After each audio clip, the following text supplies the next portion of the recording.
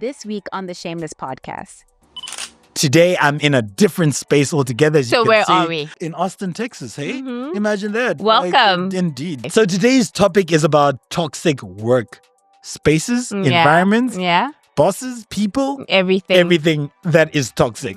And I have a surprise for you. Okay, I'm nervous. We actually got our listeners to send in submissions. This episode is going to be a little bit different. We're going to read these submissions and we're going to actually talk through them, okay? All right, cool. That's cool. So the first one is The Incompetent Boss. This is I know, I love the title. This is from Cassandra. Okay. I was working in a marketing department at a medium-sized company, and my boss had a very special superpower. Okay. The ability to micromanage everything. So firstly, Cassandra is dramatic. Let's just stop there, Cassandra. Everything. Cassandra, you're so dramatic. Why are you busy Cassandra, stop it. I think with the micromanaging, that's actually tough. A lot of people face micromanagers, but like I said, I think it's a context thing. So now you find yourself in a place where your boss is micromanaging everyone and it's a toxic place. You have a couple things that you can do. I will always advocate for trying to create trust and space to that person. There are hard conversations, but if you can't have those conversations and if you feel you can't have those conversations, then I would say that you need to start looking at opportunities outside that team.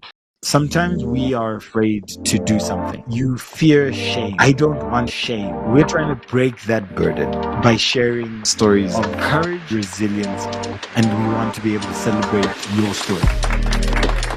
Shameless. Welcome. My name is Incompetent, and I'm the host of the Shameless Podcast. And today, we seem to just be switching it up. Somebody was telling me the other day that they never understand because sometimes I've got like long hair. Sometimes I look like an ape. Sometimes I look like well trimmed out. And then it's always just like, this guy's hair did not grow this fast in a week. So do you want to give them a little bit peel behind the curtain? Peel behind the curtain? Yeah, how do you actually do this? How does the system work? The system works in random. So I record, then I put it in a big hat and then I just pluck it out and I'll be like, bing. And then depending on what day of the week, you might just get this other episode. No, we do recordings over a long period of time and sometimes we air them just depending on the schedule. So sometimes some people might record and it might take a bit of time for their recording to come up. Or at times you record because your topic is relevant for that period, you might air a bit sooner. So it's never chronological. It's never based on where I am. But today I'm in a different space altogether. So where are we? We are in a studio.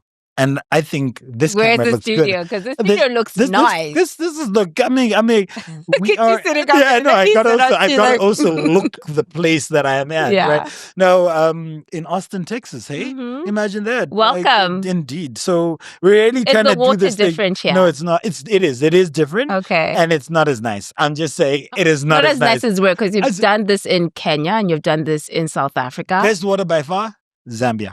Just putting it out there. I thought you were going to say a different country. No, maybe, I don't know, Zimbabwe, your homeland. No, I haven't done an episode in Zimbabwe yet. Oh, wow. Okay. No, yeah, so I've got a plan. 2025 goals. There's somebody who I've been trying to do a podcast with for a while. Okay. And we've agreed that in 2020-something, 5, I will do the episode with her in Zambia. In Zimbabwe. Okay, wow. Yeah. Okay, yeah. Cool. Good luck. Good luck. Mm-hmm. So what's the topic today? So today's topic is about toxic work spaces, environments, bosses, people, everything that is toxic. And no, you just released an article, a reel, a carousel on pettiness, right? Yes. And my first question to you is, pettiness and toxic workspaces, do those things work together, or is it okay? It's okay to be petty, is okay not to be petty, or I don't know. Okay. What is your thoughts? Because I'm very interested. It's a joke guys. What I'm is not the saying joke? the joke is just, playing on the fact of like, be petty at work, because petty people basically encourage toxic work. They run those ones. Yeah, like they run the toxic workplace. And I just thought it would be really funny to kind of play on the, the passive aggressive emails that people send. And yeah, like, so if you read that and you feel like that is your space, that you're in a toxic workplace, then you probably want to try our course, Thrive in a Toxic Workplace, on t4leader.com. Mm-hmm. That's some knowledge, some insight that I did not have, of which I'll be following, and we'll be putting that link somewhere.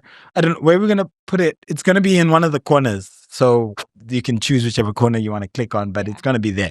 Cool. So I have a surprise for you. Okay, I'm nervous. As the producer of this show, because I needed people to know that I'm still running this. That's right. We actually got our listeners to send in submissions. So I'm not going to read all the submissions because some of the submissions are actually kind of deep. So what are we doing with these submissions? Because I thought I was running this episode, but clearly you got other plans. You have access to it. I have shared the submissions, and I'm going to read these submissions. So this episode is going to be a little bit different. We're going to read these submissions and we're going to actually talk through them. Okay. All right, cool. That's cool. So the first one is the incompetent boss.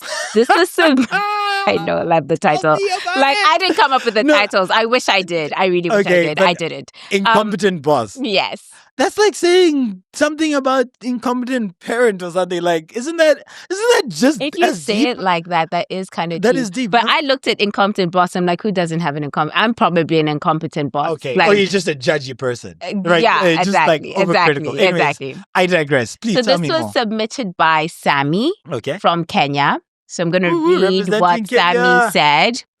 I once worked under a manager who had no clue about the task he was assigning. He gives us a complex project without understanding the work involved and then expects us to finish them immediately. This is me. I think Sammy's talking about me. Don't feel... I don't, like, as soon as I think of a task, I want you guys to be done. Like, why are we still talking about it? Before the idea forms in my mind, it must be done. So... No. Firstly, I was like, Sammy's talking don't about take me. it personally. I did not submit that. I did not submit that. I'm like, is Sammy my employee? Is Sammy that employee from Kenya? No, right? Is that you, Sammy? How'd you busy throw so bad. Okay. But he said so I'm going to assume that they wanted to like throw me off because they didn't want me to think it's right. But like, let me continue. Let me continue. Still going. Yeah. So he never took the time to learn our strengths or weaknesses. And when things went wrong, he would just yell loudly and without offering any real support. Okay, I don't yell loudly. Yeah, so they're not talking about you. No, they could still be talking about me. They just threw that in to like throw me off, right? All right. Like, yeah. Seems like you're trying to make it about you. Listen, why can't it be about me? I think I can be. Okay. Definitely. Okay, continue, please. But in terms of like yelling loudly, that's something that I remember thinking. I got really incensed with somebody in my team in one of my other projects. And I remember thinking, if this person can make me this upset to the point where like I want to actually yell, then they're not the right person for my team. So I think that, you kind of have to be very I had to walk away because I didn't want to like, Did you yell? No, I didn't yell. Because I just think yelling is just, what do you mean, Like, no, it's like... Just every once in a while. Okay, so let me give you a different... Are you yelling? So I can tell you the truth, right? Sometimes, right? Give me the truth. As if I'm not telling the truth. No, I said I can tell you my truth because I was going to curate it. Like, I never yelled because I was feeling the pressure of not yelling. But so there are instances to which your response also has to match the gravity of the circumstance, right? Are we fighting a war in Ukraine? Well, no, but sometimes people just not serious about something, right? And they and in order for that message to get through, I can't keep the same level-headed tone as though I'm talking to. Sometimes it is a moment. It's not a yell, but it's definitely stern. Well, it's a yell. Look, the volume's a bit higher. Okay. And it's not as... The language might also be a bit, No, I definitely use stern language. When you say stern, I mean church stern or like outside of church? As in, you know that I'm not impressed. Okay, cool. You won't be confused about it.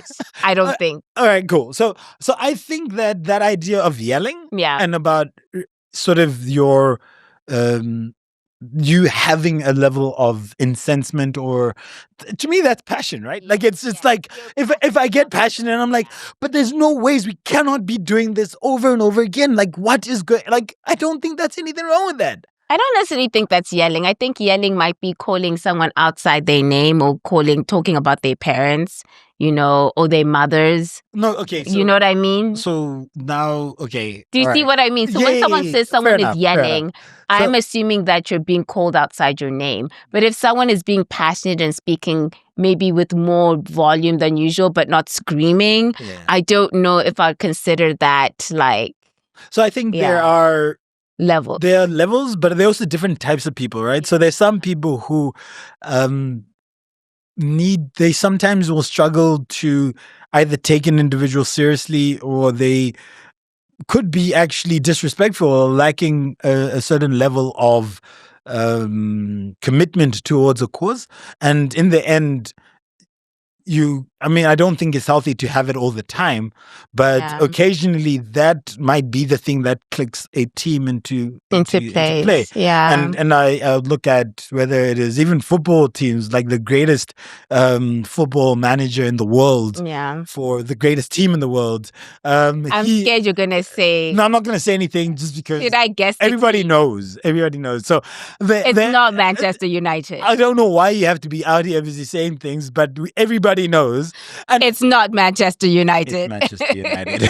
but the thing is, it's like he's notoriously, Sir Alex Ferguson is notoriously known for the hairdryer treatment, where he would go in, yell, throw, hit. I mean, he threw a football boot and it hit somebody in the face and cut him. David Beckham. David Beckham, exactly. So, but the thing is, that is an arsenal, or one of the tools that he uses as part of his management style, right? I don't know if assault should ever be the resource in your toolkit for managing people. Collateral damage?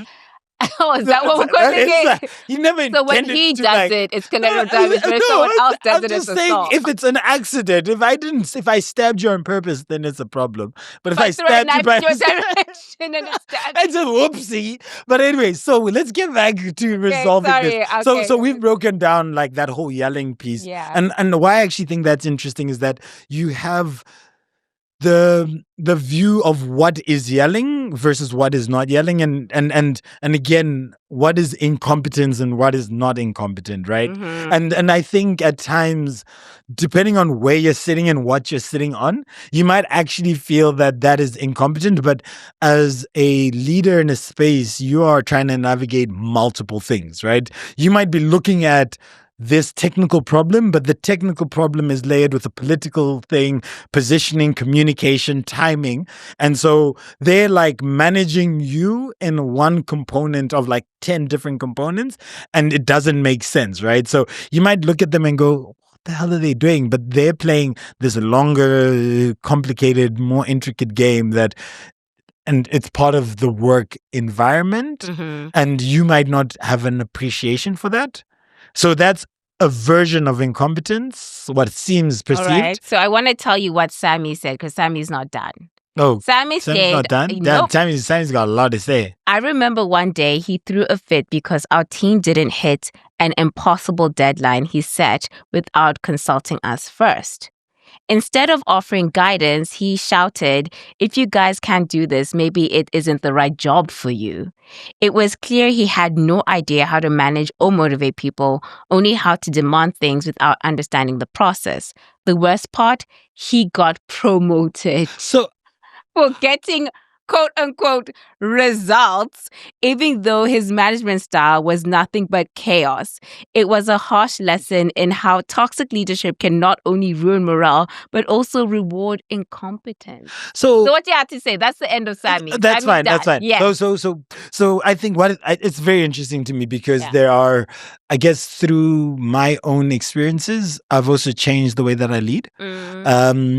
where at some point it was all about the results and results at all costs. And the end sort of ended up justifying the means, right? So you can drive people quite hard to get a result and you could impact the morale. But what I found was that only a certain type of people could actually be in the team, right? So then all I was breeding were more versions of the same version of you, me, basically. And then you lose a level of ability to solve problems and to think differently, and though it gets the results, you can break a team, and maybe it might not even be a sustainable way to do it. And you can still get promoted because you're getting the result, right? Is that a bad thing? Is that a good thing? I mean, it is not a good thing for somebody who's not of that nature to be in a team like that. And the reality for me is that at that time, I couldn't see it or couldn't see past that. So the only thing that would work for an individual was either they got with the program or they left the team, right? It's not, there's nothing outside of that. But what I always said to individuals who felt like they needed to leave was that you don't choose your bosses, and in the end, you can leave, but you'll be running away from something and going to something very similar. But in the reality, then the question comes about, how does an individual adapt to a space like that? So yes, I do think that there was levels of me not being competent in dealing with an individual that looked like X or who worked like X, but that is not necessarily in the interest of the business. The interest of the business is getting the result. And so do I coddle, fondle, like work with you in a way that best suits you, or do I drive hard, stern targets to get to the end result that is needed? And I'll give you a different example, right? You could wartime CEO versus peacetime CEO. You could be, your business or the circumstances within your team could be one in which you have to get results at all costs. You don't have the luxury of holding people's hands and working through things. You don't even have the luxury of time. And with that, you got your back against the wall and you really need to be making really tough and cutthroat decisions. And those types of environments aren't for everybody. And also they require a certain way of approaching certain things. And yes, you could do it in many different ways, but at times that cutthroat approach, that hard and fast, is needed in a wartime sort of scenario. And sometimes some people just aren't really built for a space like that. But I think anybody can learn from being in a space like that. Either learning about yourself, learning about coping mechanisms, learning about your own management style or leadership style as well. So I think there's something to be picked out for everybody in that space. And obviously, I'm on the side of Sammy's boss. I'm trying to like support their cause, his cause, even though, there are things that probably shouldn't be done. What are your thoughts? I would say it depends. And I know that sounds like a very academic answer. But the thing about like leadership, it's very contextual. Yeah. And that's why I really push the concept of everybody is a leader. And it's very important, whether you have aspirations to lead a team or not, to actually develop your leadership skills, because that then allows you to understand the different contexts and syntax of whatever space you're operating in. So, and what I say is, a startup environment could be similar to, you kind of feel like you're in wartime because every day you're not making money. You're closer to shutting down and nobody having money. Yeah. And sometimes that means that you're going to have to make very hard, quick decisions, and it's not personal. And one of the things that I think is quite important that leaders or aspiring leaders need to understand is, the fact of the matter is, if this organization that we're all contributing to hopefully achieve a goal does not succeed, all of us are going to be on the streets. Yeah. Literally. Yeah. So the fact of the matter is... Not the streets, the streets like without a job. Without the job. Not a body street. without a job. Okay, You will be unemployed, maybe for 2 seconds, maybe for longer, who knows.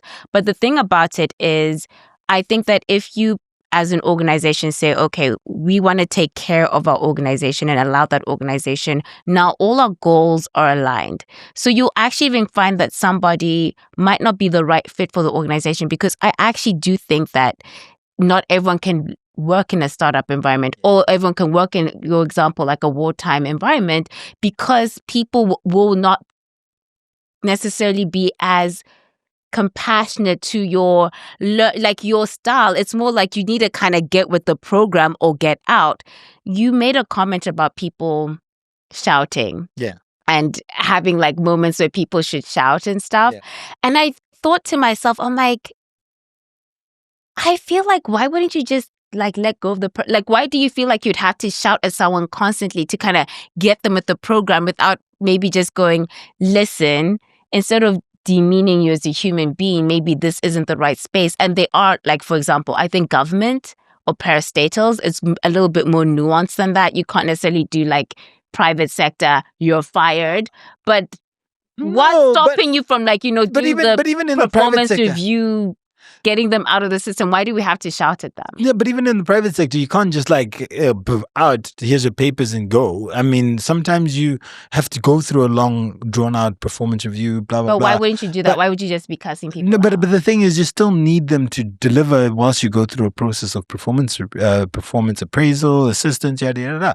But at the end as well, it's how do I unlock you, right? How do I unlock the potential that is within you? And to be honest, I actually sometimes feel like you, and that's not always the case, but you shout because you see that there's more. Okay. And if I am not giving you work or shouting at you or like pushing you, right? Every time that it's because I have got no confidence, right? I'm going to put you in the corner where I think if you're not useful, then, I'm not going to give you any work. And I won't shout at you. And that's what it is. But the fact that you're being shouted at then begs the question as to why are they spending that time and actually giving me some form of feedback, even though it might not be wrapped in bubblegum and wrapping paper. Is that feedback or some form of feedback? It's a form of feedback, right? Like, so because the thing is, what is always easier for me is, well, I'm not going to get anything out of this person. I might not as well give them work, right?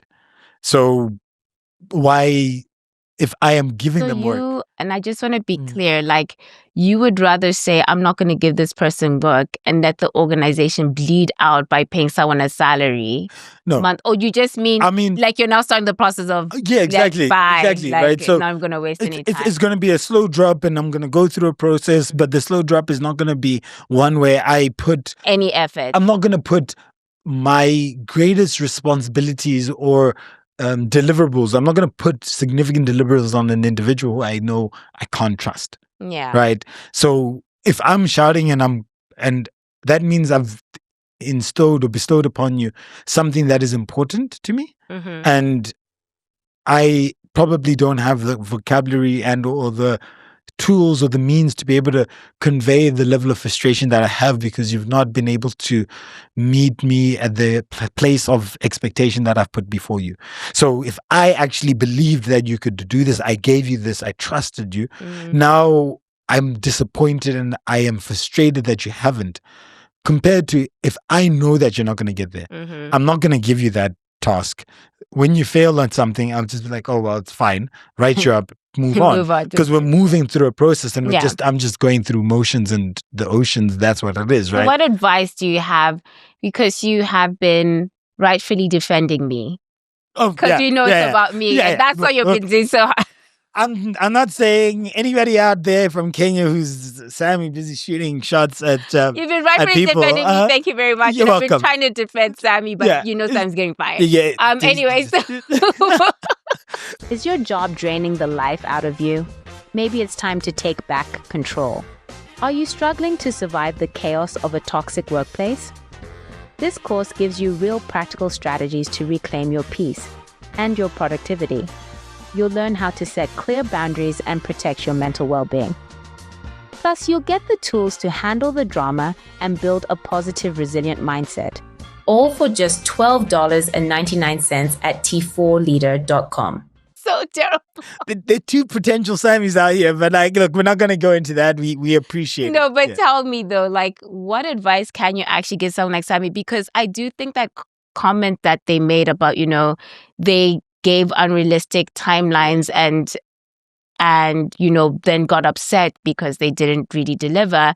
And the reason that one is something that has caught my attention is because I do think that it's a conversation. Like when you're in a team, you're always having a conversation. So I, as your leader, can say, I need this by tomorrow. Yeah.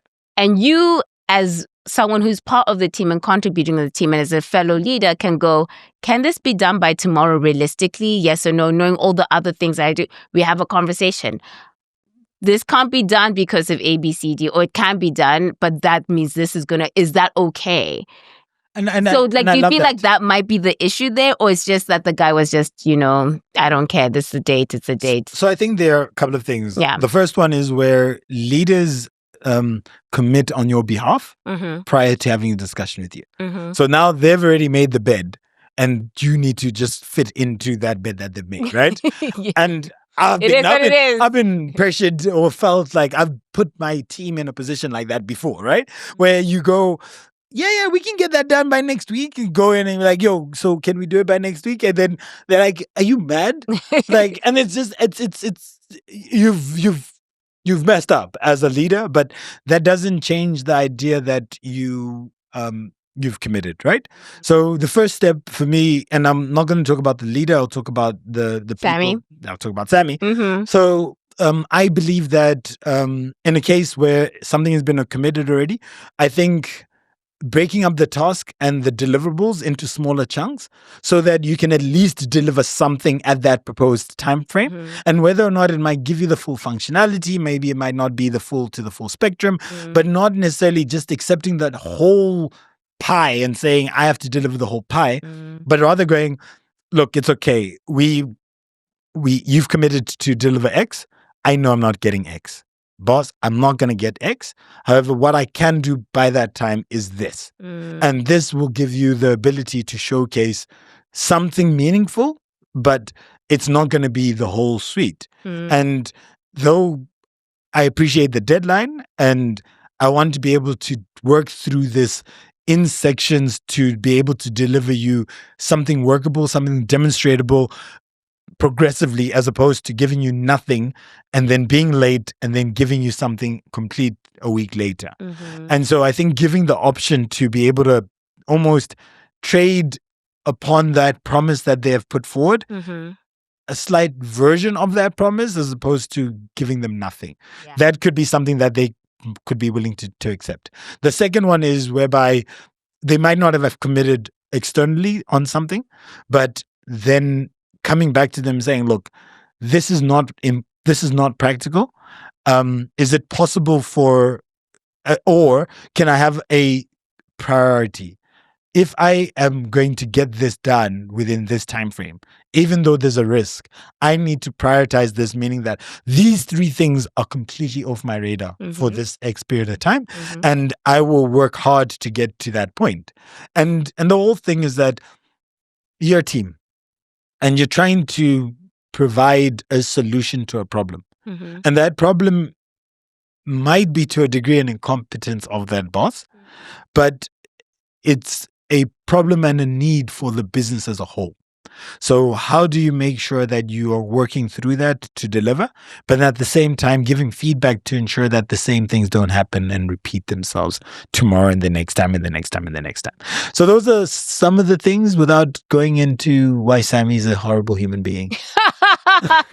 Jeez.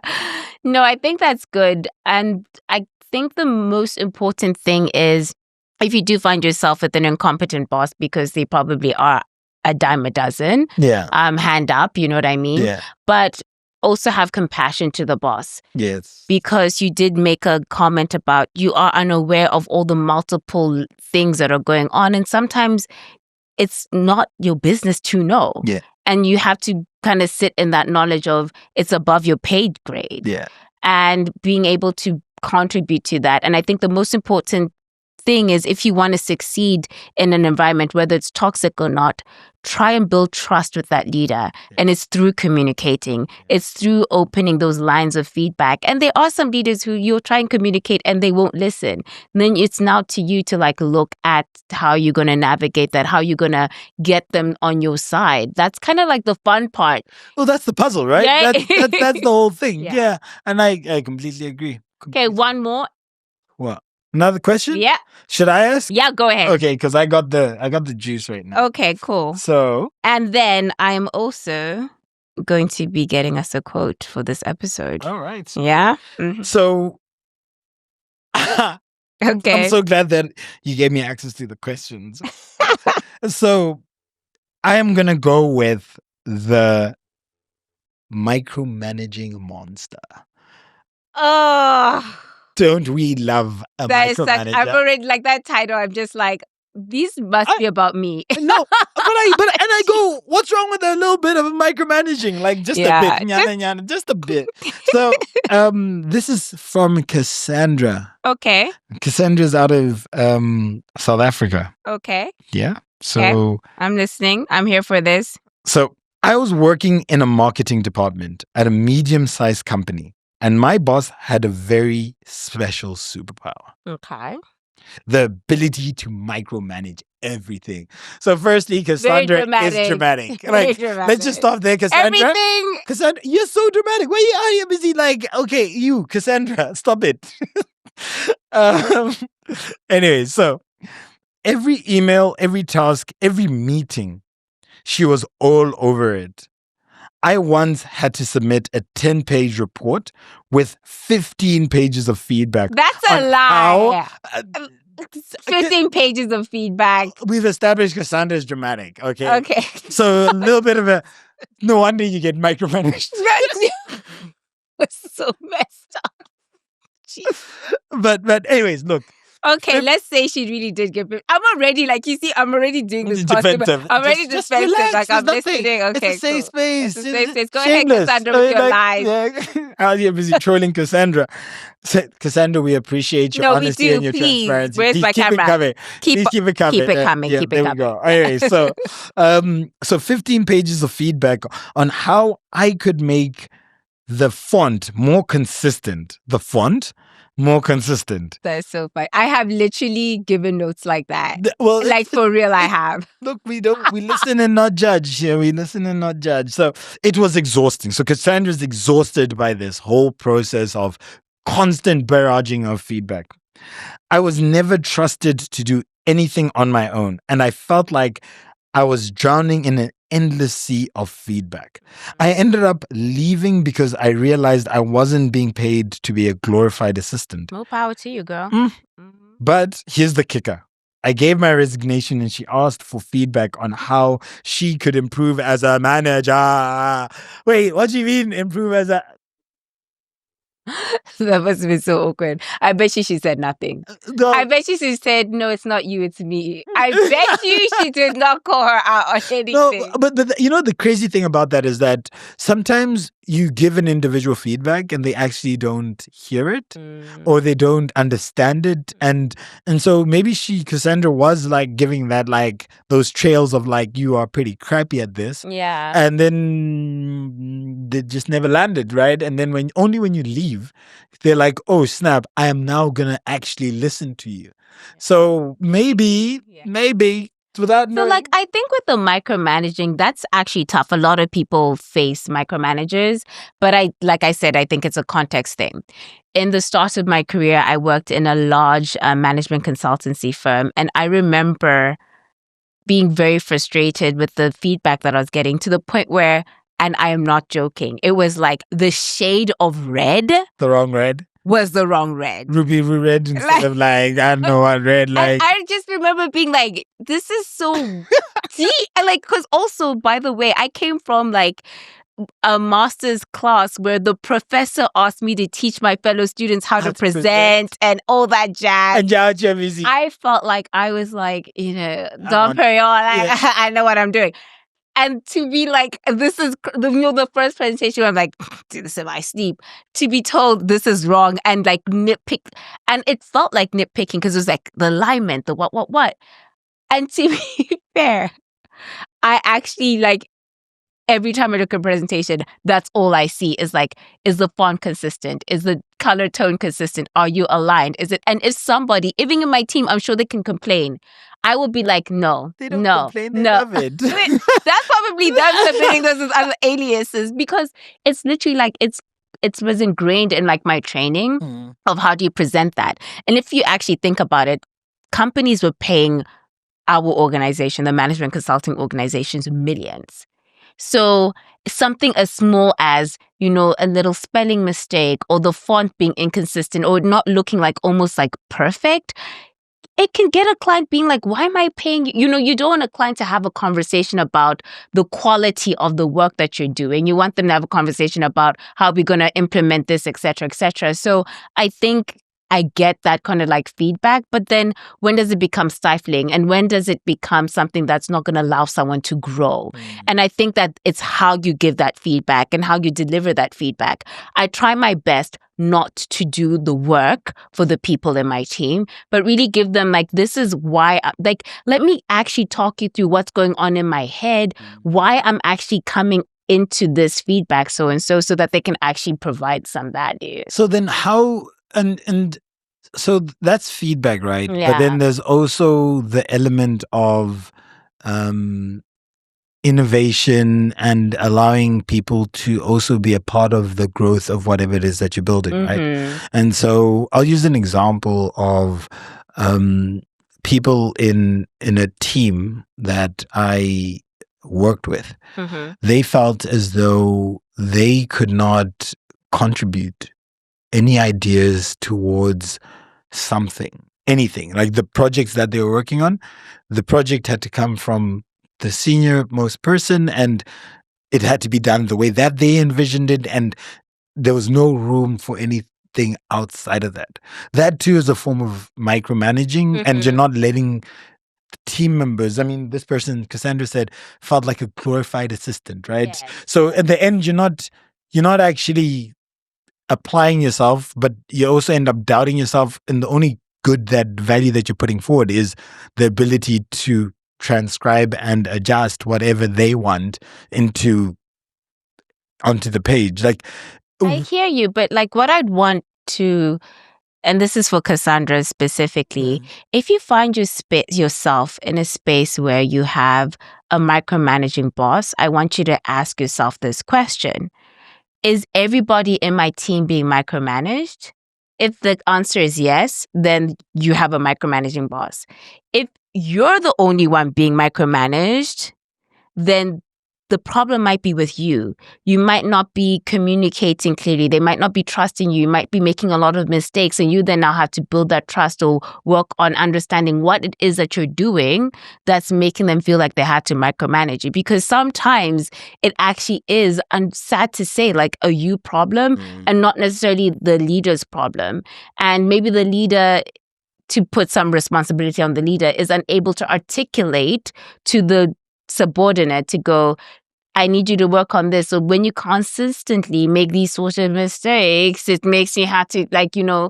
So I think that you kind of need to look at it that way, because sometimes if the whole team is being micromanaged, then yeah, that's a really sucky situation. Okay, so the whole team is being micromanaged, right? Everybody. And this person wants to know every single detail. Why did we do this? Why is it different to what they had said? They told you very specifically, do A, B, and C in this sort of order. Even if you've got a good idea, your idea does not count because you want it like this. Because at the end of it all, people want to feel a part of something, right? And so how does that individual who's in that sort of world navigate that? Because that can be very toxic mentally for an individual, but also the team. It's definitely heavy. Like, I read a stat about like 19% of people, this is from the American Psychology Association, like 19% of people believe that they're in a toxic work environment. Where did you get these stats from? It's just like pull them out your head. It's just like, I mean, like 19 American who way? You didn't even open anything. As in, I read. Oh. okay. What do you think I'm doing? Or you think I'm playing a game on my phone? I'm reading. I don't read. Or like TikTok's reading too. I read that article. Meanwhile, it's a TikTok reel. I don't even know if it's real. Oh my God, that's so bad. And that's so true. It is. Sorry. You're telling me 19%. Okay, I don't even know what I was saying. No, you're telling us 19% of people believe they're in a toxic work environment. Yes, and I think that it's basically the reason why we even have transformation leaders, of course, right? And like training people on that. So now you find yourself in a place where your boss is micromanaging everyone and it's a toxic place. You have a couple things that you can do. I will always advocate for trying to create trust and space to that person.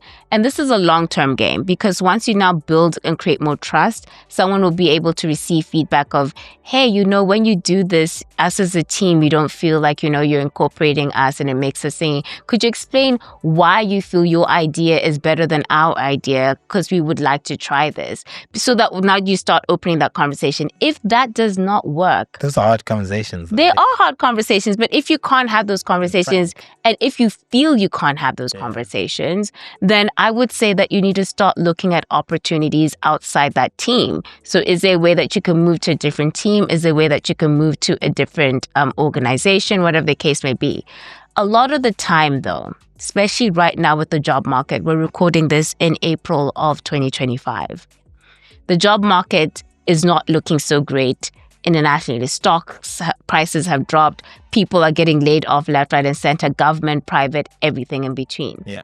So you have to then really, really reassess whether you can just leave that organization and see how you can actually work through. And sometimes it's a situation of you're stuck here. The person is crappy. You've tried everything. You've tried speaking to them. You've tried showing to them. You've tried going to their boss's boss. Nothing is changing. Then it now comes to you. How do you build that mental resilience in order to survive in this space, to ensure that you keep your confidence, that you keep your positive attitude, that you realize that it's not a you thing, it's a them thing, and still show up as your best version as yourself. You know what's so beautiful about that, and I want to maybe add to it as well. But before I add to that beautiful thing, is that is to say, the scenario is somebody who feels unappreciated in a space, in a workspace. They've been in this space for a while, whether it's the same team or same company. However, they've got obligations that are beyond them being able to just make this decision like, screw it, I'm gone. Yeah, that mental. So what do they do, right? What they can loathe their work where they spend 60, 70, 80% of their time, get home and be upset to their kids, their family, everybody around them, and then start bleeding on everybody. That right? didn't cut them. That didn't cut them, right? Or they can look for that resilience within the workspace, but even more than that is being able to have a multifaceted life. So finding purpose and meaning, not just with life, with work, but knowing that what you're doing at work is enabling you in a larger context. So whether it is outreach, whether it is just supporting your family and being able to have moments and times with them, and whether it is building and developing skills that they will need in the future, that's beyond the mental resilience and the mentality that you need, but even just actual skills, because every space that you're in can give you a potential and opportunity for you to grow certain types of skills, technical or soft.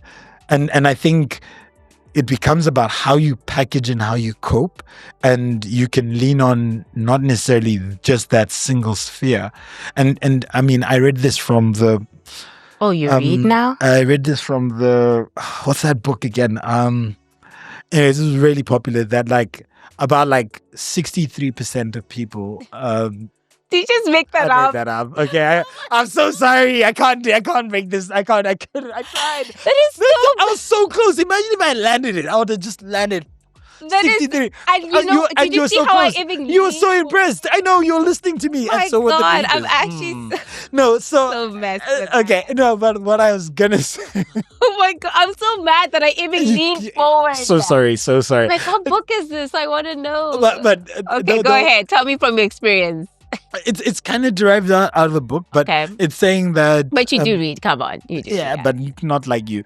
Or at least I don't remember what I read. But like it's saying that if individuals, the most healthiest people from a mental standpoint have got more versions of themselves than just one. Yeah. So if you're isolated and the only version of you is work, then when you are having a tough time at work, that's your whole life that you're struggling in, right? Whereas if you've got a community-based fellowship, whether it's church, whether it is a club, whether it is a sport, whether it is at home with your family, if any one of those spaces don't work out, you've at least got other different spaces to fall back to that could lift you up, could get you out of that rut, could give you the support mentally, emotionally. And I think that gives a better rounded individual to be able to cope with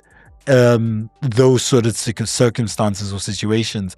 And whether it is you can leave or you can't leave right now, nothing is ever instant. And being able to lean on those other components of your life might be able to help you sort of navigate a bit easier and better. So I didn't read, but no, that was very impressive. Those are bars. I still leaned in and everything.